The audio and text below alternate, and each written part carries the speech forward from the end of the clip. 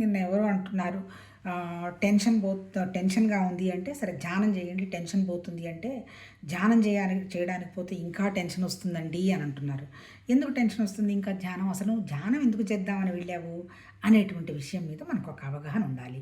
అంటే అర్థం ఏంటి, మనం పూజ చేసి ఆ తర్వాత దాన ధర్మాలు తర్వాత అన్నీ చేసిన తర్వాత ఎందుకు మనం చేస్తున్నాము అనేటువంటి ఆలోచన మనకు వచ్చినప్పుడు నాకేదో ఇవన్నీ కూడా తాత్కాలికంగా అనిపిస్తున్నాయి కదా, ప్రతిదీ టెంపరీగానే ఉంటుంది, ఏ విషయం గురించి పెద్దగా నాకేదో సంతృప్తి అనిపించటం లేదు, అందుకే నేనేదో విషయం ఏంటి అసలు భగవతత్వం ఏంటి అనేటువంటి విషయం అవగాహన కావాలి అనుకున్నప్పుడు ఏమవుతుందంటే దాన్ని ఆ విషయంగా వెళ్ళడం కనుక మొదలు పెడితే అప్పుడు టెన్షన్ ఏమి ఉండదు.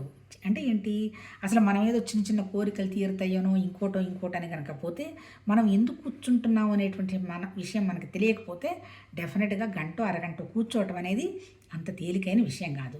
తర్వాత ఇంకో మాట ఏముంటుంది, ఆ అమ్మాయి పక్కన వాళ్ళు ఎక్కడో నేను ఆకాశయానం చేసి వచ్చాను, నాకు అన్ని అనుభవాలు వచ్చాయి, నాకేం అనుభవాలు రావడం లేదని కొంతమంది అంటారు. ఏంది గొడవంతా అంటారు. అనుభవాలన్నీ కూడా గుర్తుపెట్టుకోవాల్సింది ఏంటంటే మన దగ్గర ఉన్నటువంటి బ్రహ్మాండమైనటువంటి ఒక కత్తి లాంటి పరికరం ఒకటి ఉంది. ఏంటది? మన మనస్సు. ఈ మనస్సు ఏంటి, 2 విధాల పదునైన కత్తి. అంటే ఏంటి, ఈ కత్తిని మెడకాయ కట్ చేయడానికి వాడుకోవచ్చు, కూరగాయలు కట్ చేయడానికి వాడుకోవచ్చు. ఈ మన దగ్గర ఉన్నటువంటి మనసు కూడా ఇన్ని రకాల నాటకాలు వేస్తూ ఉంటుంది. ఈ అక్కడొచ్చింది ఇక్కడొచ్చింది ఈ అనుభవాలు ఇవన్నీ కూడా మనం ముందు అసలు ఒక విషయం మీద నిలబడాలి కదా అనే దానికోసం మనకు చిన్నగా వస్తున్నటువంటి అనుభూతులు ఇవి పర్మనెంట్ కాదు. అవి రాకపోవటం అనేది వండర్ఫుల్ కండిషన్, కానీ మంచి స్థితి. కానీ వస్తున్నాయి అనుకో, ఓకే, మనకు నమ్మకం కలగడానికి వస్తూ ఉండొచ్చు.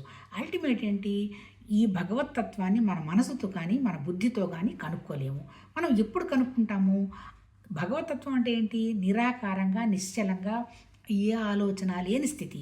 మనం కూడా కనీసం కొంతసేపు ఏ ఆలోచన లేని స్థితిలో కనుక మనం ఉండగలిగామనుకో అప్పుడు మన మనస్సు చాలా క్వైట్గా ఎలర్ట్గా విజిలెంట్గా ఉంటుంది.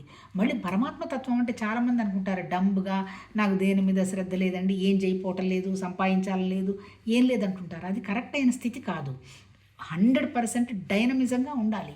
మామూలు వాడు చేసే పనుల కంటే కూడా భగవతత్వం ఉన్నవాళ్ళు ఇంకా 100% పనిచేస్తారు. ఎందుకు, వాళ్ళ ఎనర్జీ లాస్ కాదు. తర్వాత వాళ్ళు ఆ చేసే పని వల్ల వాళ్ళు ఏదో కావాలని కూడా కోరుకోరు.